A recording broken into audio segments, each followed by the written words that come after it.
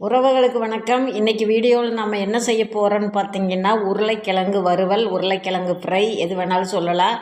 அதுக்கு நான் 3 உருளைக்கிழங்கு எடுத்து தண்ணியில் போட்டு நல்லா சுத்தமாக கழுவி எடுத்துட்டு, அதைய மேல் தோலை உரிச்சிட்டு சின்ன சின்ன பீசஸாக கட் பண்ணியிருக்கிறேன். ரொம்ப சின்ன பீஸும் இல்லை, ரொம்ப பெரிய பீஸும் இல்லை, மீடியம் சைஸில் கட் பண்ணியிருக்கிறேன்.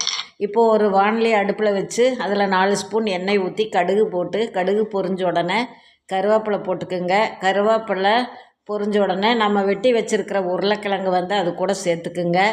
சேர்த்துட்டு மூடியை போட்டு சிம்மில் வைங்க. மெயினாக சிம்மில் தான் அடுப்பு இருக்கணும். ஒரு 5 நிமிஷத்துக்கு ஒரு தடவை எடுத்து பிரட்டி பிரட்டி விடுங்க, இல்லைன்னா அடி பிடிச்சிரும். இதில் நம்ம தண்ணியே சேர்த்த போகிறதில்ல, தண்ணியே சேர்த்தாம தான் வேக வைக்க போகிறோம். அதுக்கு மெயினாக சிம்மிலேயே இருக்கணும், அடிக்கடி கிளறி விடணும்.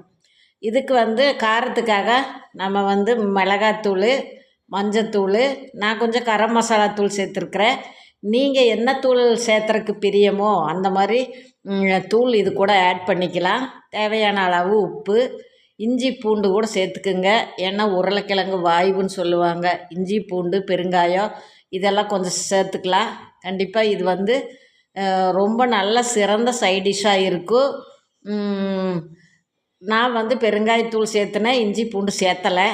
நீங்கள் 3மே சேர்த்துறதுனா கூட சேர்த்திக்கலாம்.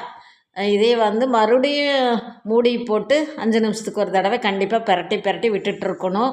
விட்டுட்டு அந்த மரக்கரண்டியில் குத்தி பார்த்திங்கன்னா காய் வெந்திருக்கிறது நல்லா தெரியும். கண்டிப்பாக லைக் பண்ணுங்கள், ஷேர் பண்ணுங்கள், கமெண்ட் பண்ணுங்கள். Hype option